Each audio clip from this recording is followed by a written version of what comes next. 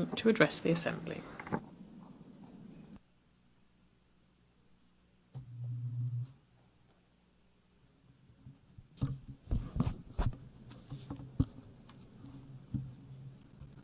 President, Excellencies, distinguished delegates, friends, I extend my heartfelt congratulations to Madam President on her election as President of the 80th session of the United Nations General Assembly.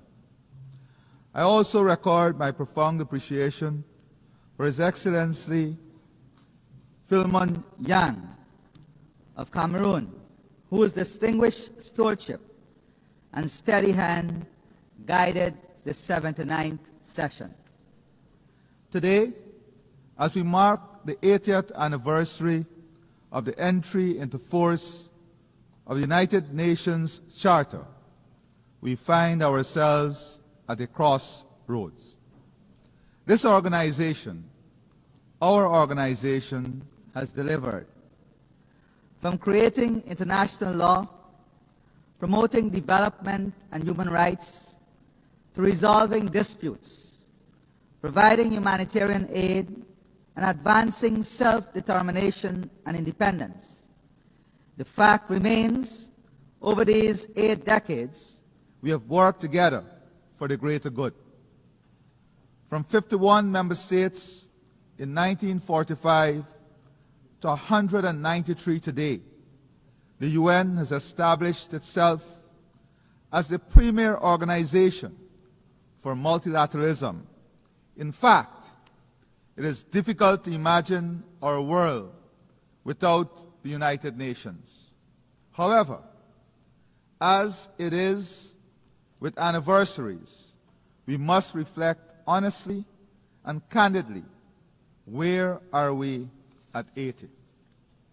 Conflicts are raging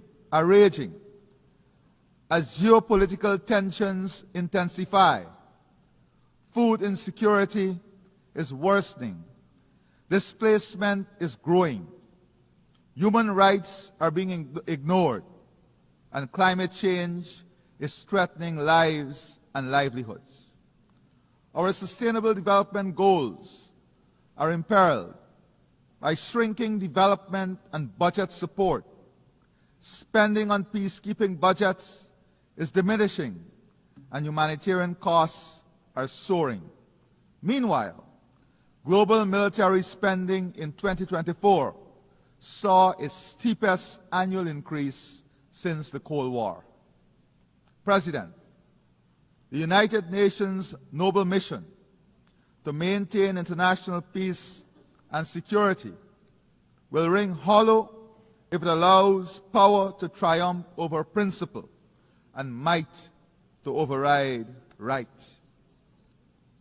In remaining faithful to its charter, the United Nations must ensure that the survival and progress of humanity are not mortgaged to the ambitions of the powerful. The collective will of our membership must be reflected in the institutions and governance structure of the United Nations, including the Security Council.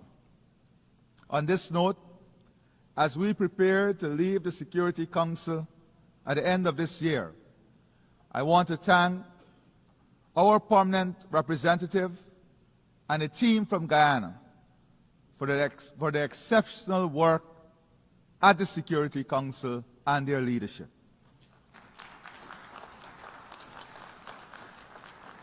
It is precisely when the ideals of the United Nations are tested by horrific realities that the collective must act in defense of the UN Charter and international law.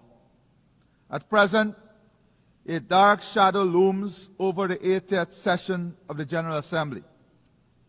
Genocide in Palestine, annexation of Ukrainian territory, persecution of women in Afghanistan, humanitarian catastrophe in Sudan, brutal gang violence in Haiti, increased transnational organized crime, trafficking, and illegal immigration. All this as new challenges are emerging: cybercrime, cyberterrorism, and the pandemic of misinformation and disinformation, alongside the abuse of social media. President, whilst we reiterate our condemnation of the attacks by Hamas on Israel on October 7, 2023, and again call for the immediate and unconditional release of all hostages, Israel's actions have long shattered any pretense of legitimate self-defense. What we are witnessing is not warfare, but mass extermination, a systematic slaughter and displacement of Palestinian men, women, and children. Those who escape the bombs and bullets are condemned to die slowly, starve of food, water, and hope. This is a war crime. The international community must not remain paralyzed while an entire people is annihilated. Impunity must never triumph over justice. We must take urgent action to halt the genocide, return the hostages, and accelerate our efforts towards the two-state solution. We urge Qatar, Egypt, and the United States to continue their efforts in this regard. Further, the situation in Ukraine remains of utmost concern.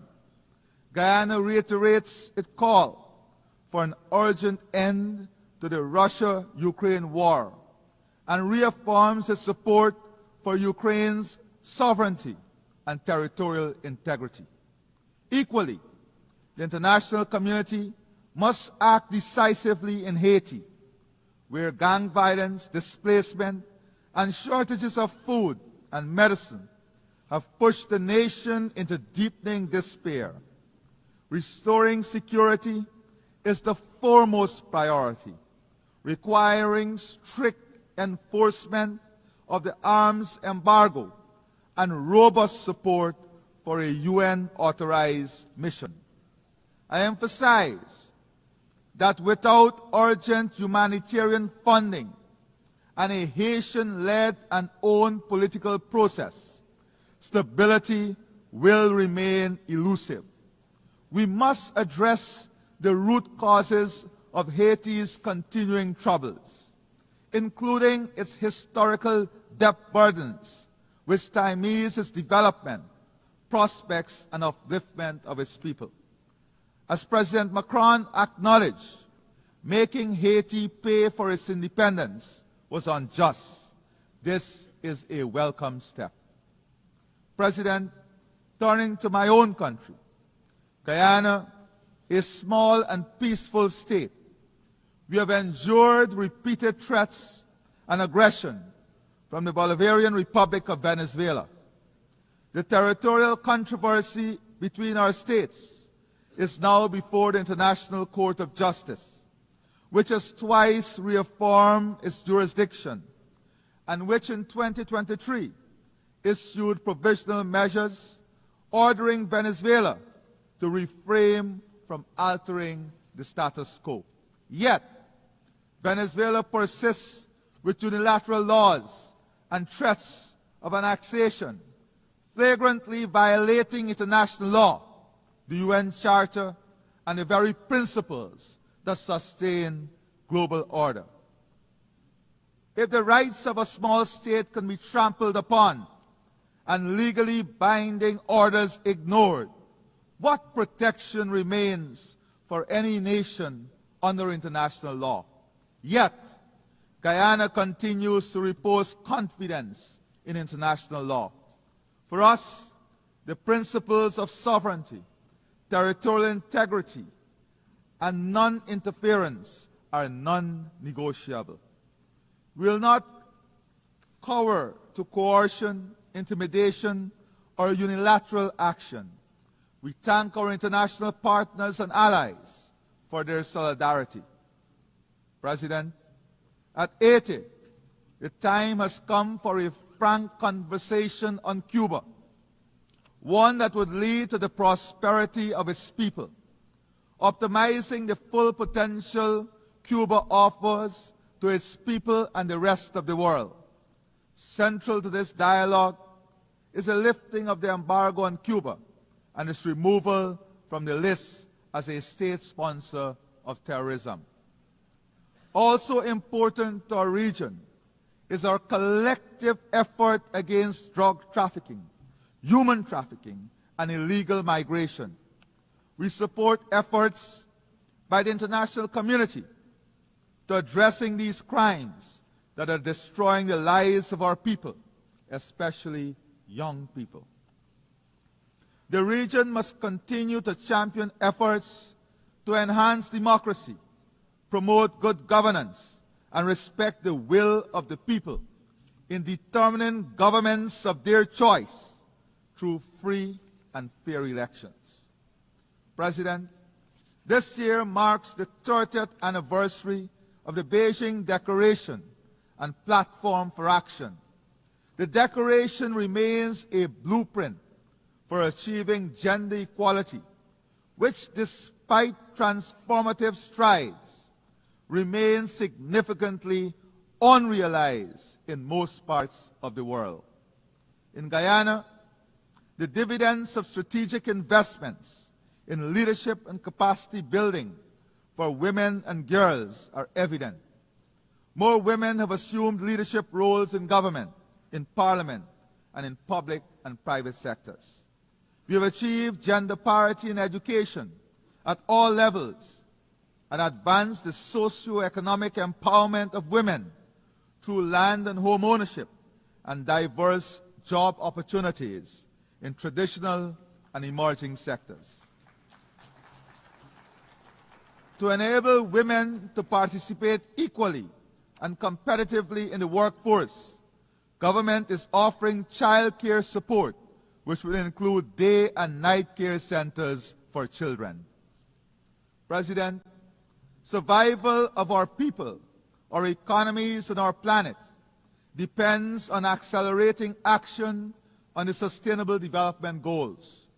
It requires a people-centered approach that prioritizes ending poverty and hunger, ensuring protection of children, support for persons with disabilities, and empowerment of young people.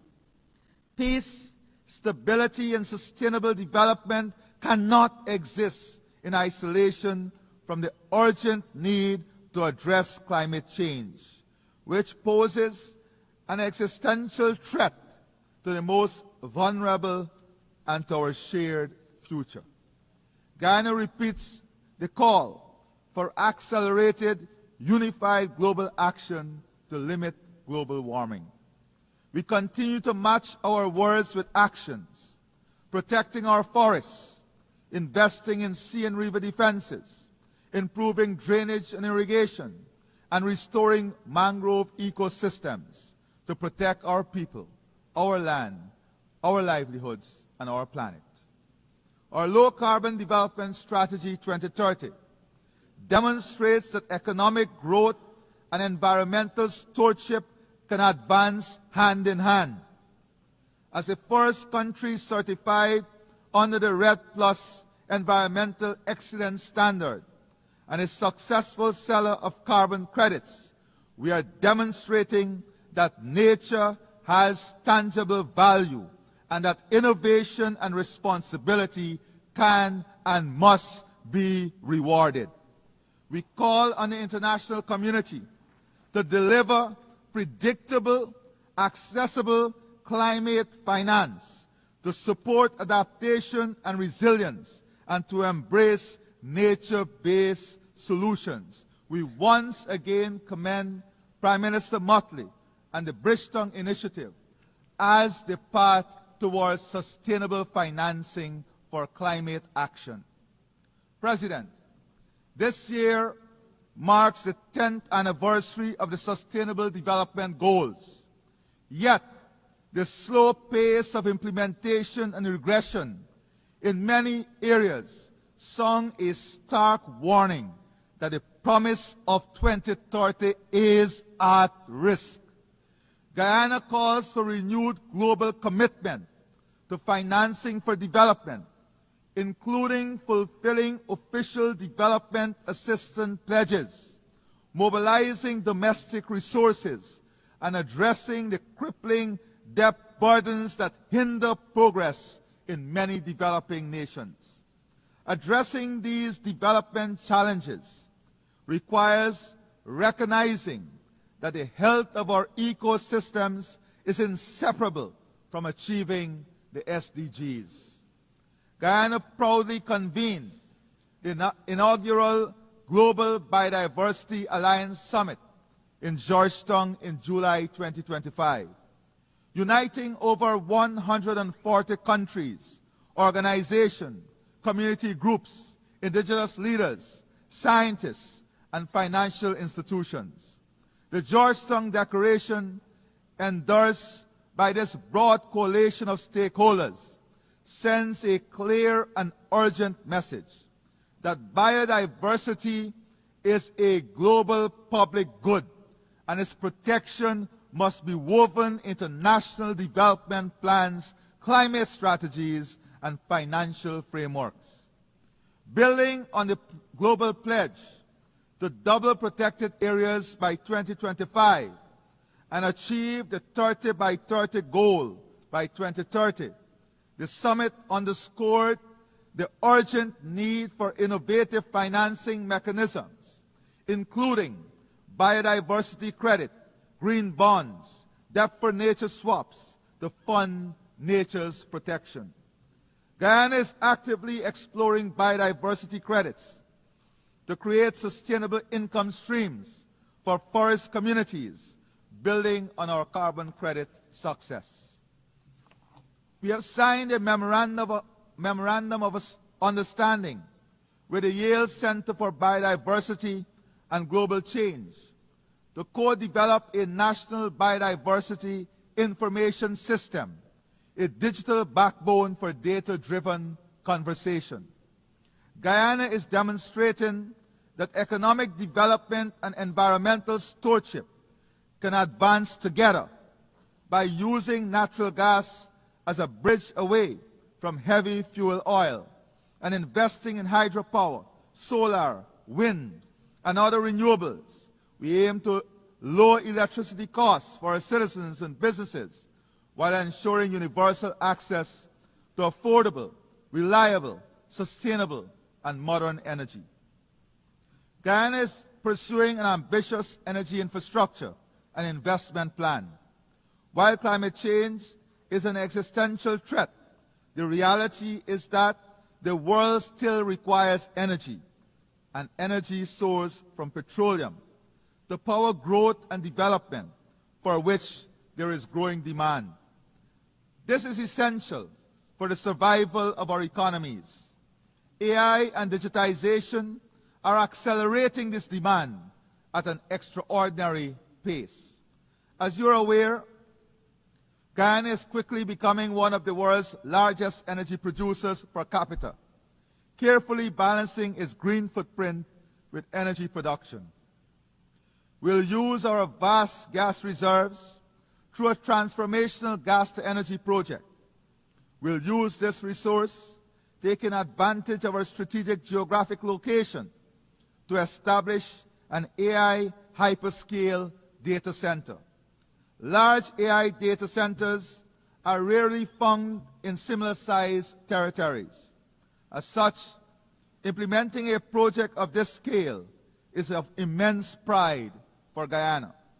This investment will improve the competitiveness of our region, accelerate digitization, build out a fintech ecosystem, modernize the service delivery platform of government, and accelerate private investment, bringing new job opportunities. We recognize the indispensable nature of AI in our collective future. However, while there are immense benefits, there is no clarity on equity, access, and applicability. Regulations, ethical standards, and governance mechanisms are urgently needed. In this regard, we welcome the recent UN General Assembly decision to establish 2 global AI governance mechanisms. President, I now turn to food security. Guyana is actively leading efforts to advance the CARICOM Agri-Food Systems Agenda through Vision 2030, aiming to boost food production, end hunger, and ensure food security across the Caribbean region. Our experience demonstrates that strategic investment and political will can transform national and regional food systems. Guyana calls for the transformation of global food systems to be more resilient, sustainable, and equitable by strengthening local production and reducing dependence on volatile markets.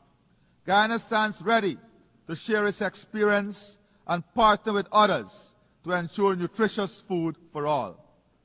As the United Nations commemorates its 80th anniversary, let us recall that this organization was conceived not in comfort, but in crisis, forged from the ashes of war to serve as the conscience and compass of humanity.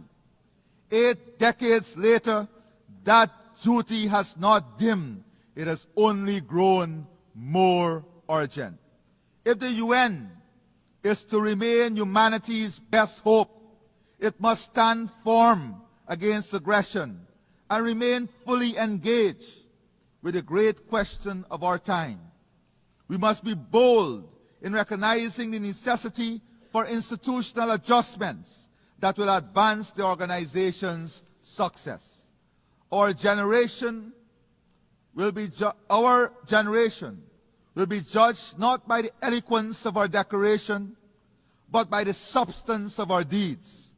From the ruins of Gaza to the streets of Haiti, from Kiev to the drowning coasts of small island states, the peoples of the world cry out for more than words. To honor 80 years of promise is to act with courage, to match principle with action, and to bind ourselves once more to the dream of a world united, not by fear or force, but by the shared destiny and enduring hope. I thank you, and may God bless all of our nations and all of our people. Thank you. On behalf of the General Assembly, I wish to thank the President of the Cooperative Republic of Guyana,